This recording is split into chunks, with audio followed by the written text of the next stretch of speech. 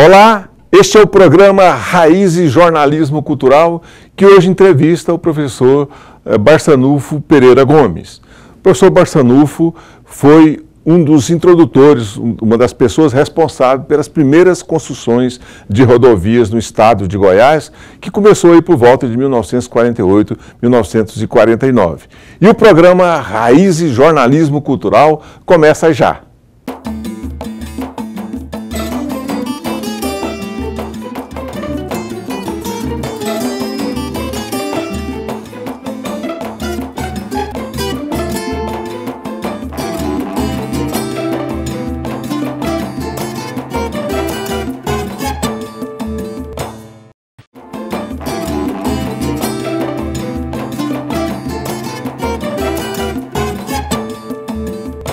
O programa Raízes Jornalismo Cultural de hoje entrevista o professor Barçanufo Pereira Gomes. Uma alegria receber o senhor aqui, professor, para contar umas histórias das primeiras construções das rodovias goianas.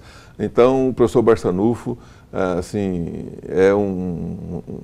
guarda muitas histórias interessantes e vai contar para a gente aqui. É uma alegria receber o senhor aqui, professor Barçanufo. Muito obrigado.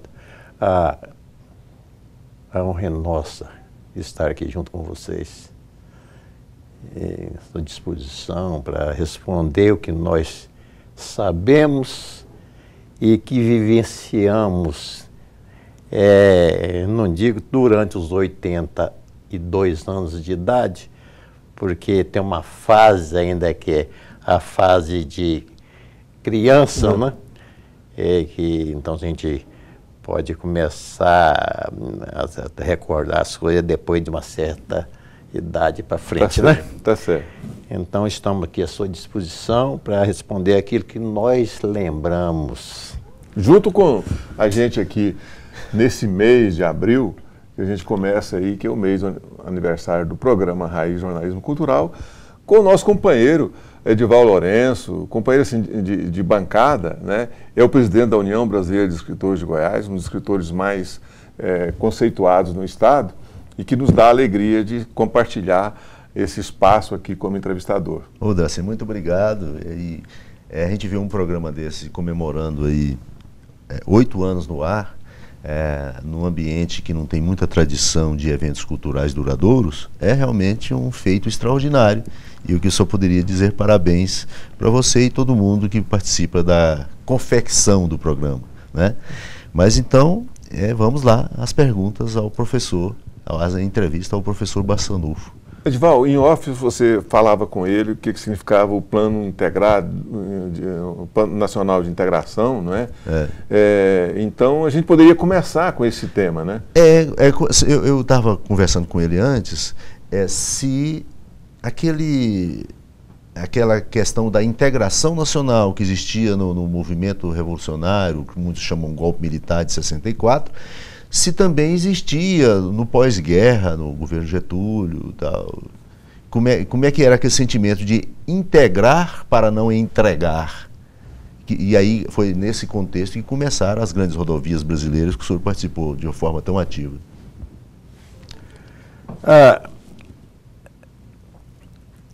O DNR, eu acho que ele foi criado o DNR, implementado, justamente foi pós-guerra.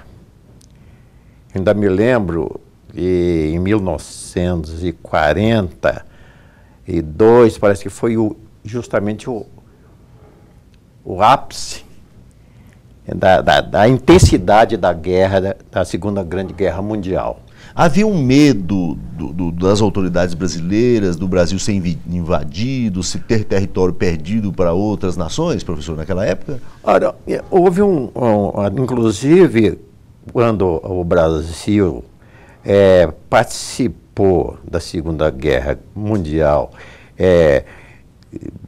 criando como é que chama? A Força Expedicionária Brasileira, que foi para a Itália. Naquela ocasião, houve parece que fundiaram os navios na costa brasileira. Parece que talvez alguém até disse que foi mesmo para provocar uma reação brasileira e participar da Segunda Grande Guerra Mundial. Bom, mas nessa ocasião, parece que a época mais intensa da guerra, a Segunda Guerra Mundial, do nazismo, do eixo, foi em 1942, foi quando meu irmão mais velho, ele foi, naquele tempo se dizia sorteado, foi sorteado para servir o exército. E nessa ocasião, ele se incorporou aqui em Ipameri, foi para Itu, ele foi para Maceió, em Alagoas, e lá ele incorporou a Força, como é que chama, Expedicionária Brasileira. Mas ele não chegou a embarcar, na época que no dia mesmo do embarque, ele teve uma sorte muito grande, porque parece um comandante lá, requisitou para trabalhar como motorista dele, mas ele ficou naquele pessoal de fronteira, de guarda de fronteira. Mas mesmo integrando o corpo expedicionário brasileiro, só que não chegou a embarcar. Bom, professor, sim. Interrompendo aí um pouco as suas explicações dessa memória sua, e nós falávamos aí que que esse projeto começou no pós-guerra, né, Edivaldo? Talvez com receio de que a Alemanha, que houvera perdido a guerra, viesse para cá com atos terroristas de retaliação àqueles países que participaram do eixo, que é esse grupo de países de aliados, não é? Havia nessas primeiras construções de estradas aqui em Goiás, porque na época também existiam poucas estradas, né? Essa preocupação, então, a integração nacional é no sentido de não se dividir o país, caso houvesse um atentado ou alguma ação dos alemães? Não é bem isso. É porque havia o seguinte, com esse avanço desses países totalitaristas, desses governos totalitários, né? Havia, de certo modo, uma preocupação quanto não digo uma invasão, pois até uma invasão até ideológica desses países ainda que estavam em desenvolvimento ou em subdesenvolvido. A condição do Brasil, antes, a população concentrava mais no litoral. Então, era muito rarefeita a população no interior do país. Então, com essa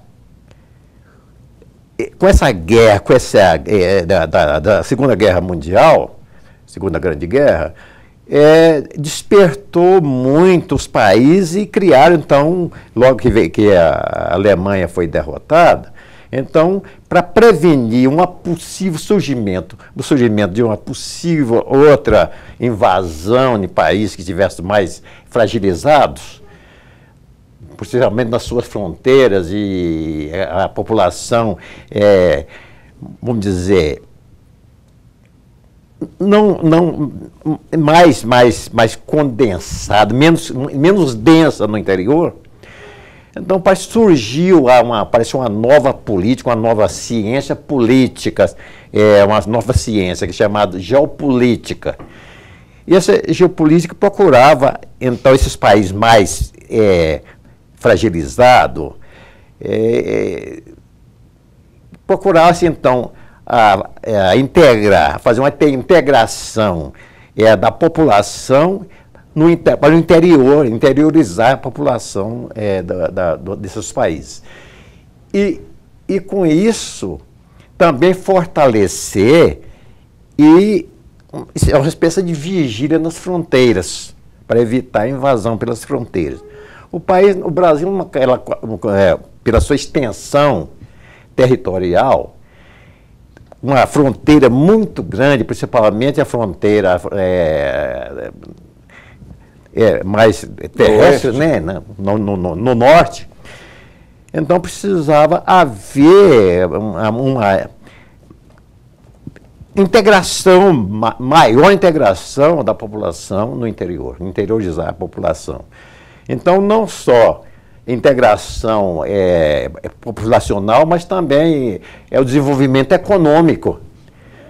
Então foi nessa ocasião que, terminada a guerra, cada país que estava fragilizado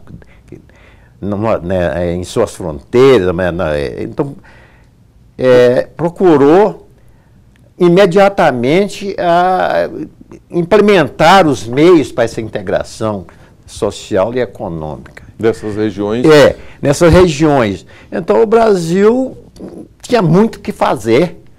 Como fazer essa integração? Construindo estrada. A estrada de rodagem, a estrada de penetração seria a de resolução mais rápida. Porque a estrada de ferro é muito demorada, muito, vamos dizer... dispendiosa, e não seria uma coisa de curto prazo ou médio prazo, era uma coisa seria um investimento para longo prazo. Então aí veio esse processo de ligar os portos e os litorais e o centro, e essa marcha para o oeste através das estradas de penetração. Certo. Bom, aí que vem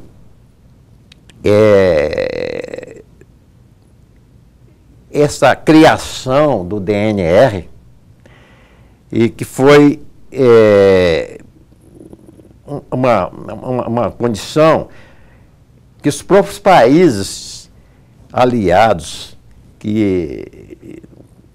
os países que participaram, participaram da Segunda Guerra Mundial, de qualquer forma, então receberam alguns equipamentos, foi distribuído alguns despojos de guerra, e o Brasil recebeu uma equipe de máquinas usadas, até quase sucata, mas foi feita uma revisão dessas sucatas de tratores, máquinas, e recebeu isso que permitiu que desse o primeiro início nas construções dessas estradas de penetração. Tá. Professor, nós vamos parar um pouco nessa fase, vamos aí para um intervalo. Então, a chegada dessas máquinas é que deu condição de abertura dessas novas rodovias. Exatamente. E o programa Raiz e Jornalismo Cultural vai para um rápido intervalo e a gente volta já. Some não. O programa Raiz e Jornalismo Cultural entrevista hoje o professor Barçanufo, que participou do início das primeiras construções de rodovias aqui no estado de Goiás, e Edivaldo Lourenço, e ele contava para a gente aí, então, de como começou esse processo, por que começou e de que forma, com quais equipamentos começou essa construção. Isso é muito curioso, né? Como é que pode um país se fazer com sucatas, né? Nós temos essa noção, nós somos um país assim de gambiarras, de sucatas, de despojos, um país assim meio fora do contexto da modernidade, professor. Como é que é essa história, para começar com sucata? Eu estava, hoje mesmo, eu estava lembrando do Bernardo Sayão. E ele era um improvisador. Eu falo em Bernardo Sayão porque eu estava lembrando, ele é uma pessoa, ele é importante, muito importante nesse processo da integração nacional. Para começar, eu conheci o Bernardo Sayão em 1942. Meu pai tinha mudado recentemente de Neró para Anápolis e eu o vi pela primeira vez. Ele tinha sido nomeado diretor para a implantação da Colônia Agrícola Nacional de Goiás, no Vale de Mata Azul, Vale de São Patrício. E era muito difícil, não tinha uma situação, condições logísticas, né, para implementar essa implantação dessa colônia agrícola. E ele chegou em Anápolis E foi uma coisa interessante, que a dificuldade, ele parece que fez uma amizade, ele era uma pessoa muito simpática, ele era uma pessoa... Então ele fez uma amizade com o diretor da casa do Hospital da Saúde, Casa de Saúde em Anápolis, do Dr. James Fanstone. Então, parece que ele hospedou lá no hospital. Ele fez uma amizade, se entrosou, porque ele era de fácil comunicação, ele gostava de falar inglês, o James Foster era inglês, né? Então eu acho que entrosaram aí, e ele com dificuldade de se hospedar, confortou o Dr. James Fanstone, arrumou um lugar para ele ficar no hospital. Isso aí despertou até uma curiosidade entre os enfermeiros. Uma pessoa que não está doente, o que está fazendo aqui no hospital? Então, aí eu conheci o Bernardo Saião. E ele era um improvisador. E com essa condição, ele teria que construir uma estrada de penetração. Não havia estrada para chegar lá à beira do Rio das Almas, chama Barranca. Barranca e virou Rialma, porque só se chegava ali precariamente até a Barranca do Rio das Almas. Então, chegava ali na Barranca e depois ficou Rialma.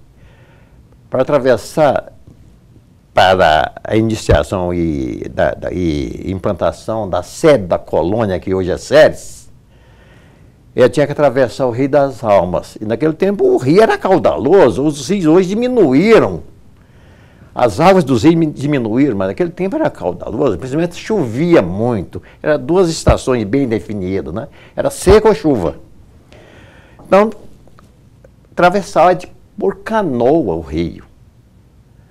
Então, chegava até na Barranca e atravessava por canoa. E Bernardo Saião conseguiu levar a estradinha de penetração até na beira do Rio das Almas, na Barranca. Uma curiosidade, essa estrada construída até a Barranca, que hoje é Rialma, e a colônia, que hoje é Séries, é que deu início à construção da rodovia da Belém-Brasília? Exatamente. Mas a construção mesmo, com as máquinas, um comboio de máquinas, que inclusive o Bernardo Saião improvisou, quando falei em improvisação, improvisou ali, formou com o pessoal da região, formou uma equipe de mecânicos, motoristas, operadores de máquinas, que era da colônia, e já foi no finalzinho de 1947, e já estava no Rio em 1948 para montar, revisar essas máquinas, esses tratores recebidos depois de guerra, e mais umas 2 máquinas ou 3 máquinas novas. Eu não contei porque eu não participei da ida ao Rio de Janeiro. Eu já entrei para trabalhar no DNR aqui em Séries. O senhor qual função o senhor ocupava inicialmente? Não, eu era um menino de 14 anos, eu era filho de colono, eu trabalhava na roça, na lavoura. Certo? Então, quando chegou esse comboio de máquinas, aquilo foi uma apoteose que veio desde quando saiu do Rio rodando aquele comboio de 72 viaturas. Então, isso veio despertando uma curiosidade, em todo lugar que passava, que veio rodando do Rio de Janeiro. Aqui. Ninguém conhecia por essas paradas. Ninguém conhecia, e já com o logo do DNR, na porta, DNR, com aquele triângulo. A população se assustava? Se assustava. No trajeto do Rio de Janeiro até aqui em Rialma, até na Barranca, como disse. Tinha caso assim do pessoal sair correndo de medo, pensar que era uma invasão? Não chegava a isso não, vai ficar todo mundo entusiasmado. Meu pai tinha um sítio, um lote, que esqueci não falava antes, uma propriedade da colônia que ele ganhou da colônia, há mais ou menos uns 35 quilômetros da sede da colônia, aqui em Séries hoje. E eu saía para buscar, buscar as coisas que vinha pelo correio, né, reembolso e tudo, isso de 15 em 15 dias, eu vinha a pé. Um dia eu venho a Colônia, numa viagem dessa, assustei com esse comboio de máquinas, essa quantidade de máquinas que vinha da beira do rio até a entrada hoje de Rialma. As máquinas em cima, era moto-niveladora, tratores em cima de carretas de pranchas, e etc. Consta que aí depois, e nós vamos falar sobre isso no próximo bloco, certo. Que você tinha 14 anos, era um agricultor e passou depois, você subiu para essas máquinas e começou a trabalhar. Né? Exatamente. No próximo bloco, e o programa Raízes Jornalismo Cultural volta já. Some não.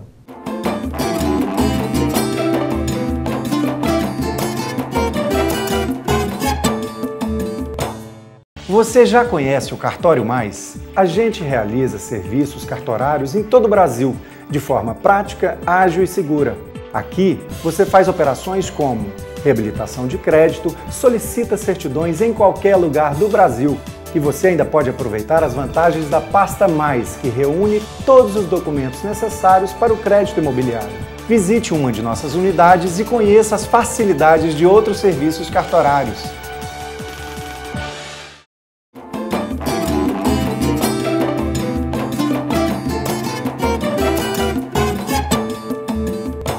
O programa Raízes Jornalismo Cultural hoje entrevista o professor Barçanufo, que participou das primeiras construções das rodovias goianas, por intermédio do DNR, né? E depois também do DNR, você era do DNR. Edivaldo Lourenço? Pois é, Doracina, ele começou a trabalhar nessa atividade com 14 anos, né? Mas quando foi que o senhor começou a pegar a máquina para poder operar as máquinas? Eu disse que o Bernardo Sayão gostava de improvisar. Sim. E ele lançava mão de todas as potencialidades que oferecesse para ele. Sim. E ele gostava de trabalhar com gente jovem, meninos que... Né? O Bernardo Sayão era uma pessoa espetacular. Então eu tinha 14 anos e até hoje mesmo eu penso como é que a responsabilidade daquele pessoal, daqueles homens que permitia que um menino de 14 anos, e eu era magrinho, certo? Era sempre magrinho. Um menino de 14 anos fosse capaz de aprender e operar com uma máquina que eu cheguei a operar com uma das maiores máquinas de terraplanagem do Brasil. Mas eu já estava com 15 anos, já tinha completado os 14, estava com 15 anos. O Turnapu, ele transportava, era um motoscreve que transportava 12 metros cúbicos de terra. É aquela máquina que passa a barriga no chão assim, exatamente, se enche de terra e solta lá na frente. Exatamente. Então eu cheguei a trabalhar com aquelas máquinas. Não foi aprender, não foi só curiosidade, não. Eu fui profissional, trabalhei, tinha a responsabilidade de trabalhar, tirava etapa de trabalho como qualquer outro. Bom, vamos falar um pouco sobre a personalidade de Bernardo Sayão. Transformou quase que num mito. Porque o Bernardo Sayão foi vice-governador, era vice-governador, depois foi vice-governador de Goiás, né, Edivaldo? Você conhece bem da história. E também ele foi o que deu o pontapé inicial na construção da rodovia Belém-Brasília. E ele consta que ele faleceu, uma árvore caiu e o matou, né? Morreu, então, de acidente de trabalho aí. E existem lendas de que os índios teriam sequestrado. Há esse mito, né? Que a personalidade do Sayão era tão interessante, porque era muito trabalhador e criativo, e que parou aí sobre essas imagens da figura do Bernardo Sayão, não é? Vamos falar um pouco mais desse momento. Você estava na frente de serviço quando aconteceu o acidente com ele? Não. Quando o Bernardo Sayão, quando aconteceu o acidente com ele, com uma árvore que estava quebrada. Essa parece uma foto muito conhecida aí, nos acervos das fotografias da Belém Brasília. Então tem sempre uma foto lá, histórica, ele debaixo de uma árvore e ela com a copa quebrada e virada para baixo. A copa para baixo, parece que presta a cair, arrebentar e cair. Quando eu vi aquilo lá, e o Bernardo Sayão, com a experiência que eu sei que ele tinha, eu vivi com o Bernardo Sayão, na frente de serviço, eu achei até estranho como é que ele se submetia a uma coisa perigosa como ele estava ali. Mas não foi aquela árvore que o matou. Mas ele estava já na Rodobras.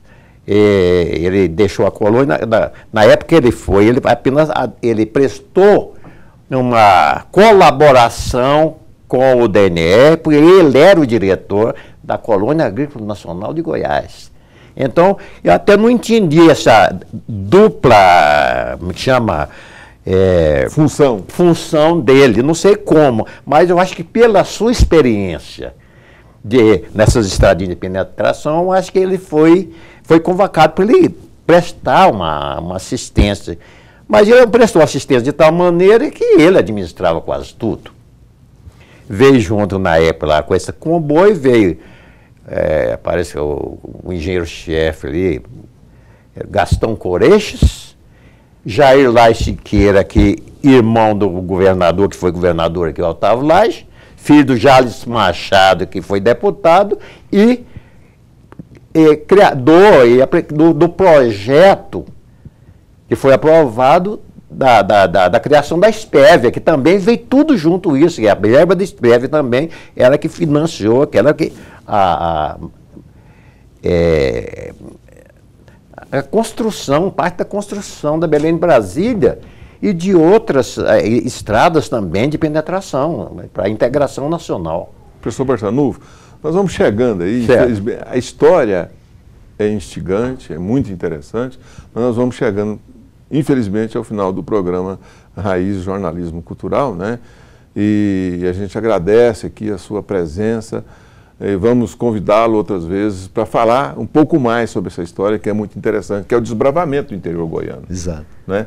E a gente agradece por isso a entrevista do professor Barçanufo aqui no programa Raiz e Jornalismo Cultural.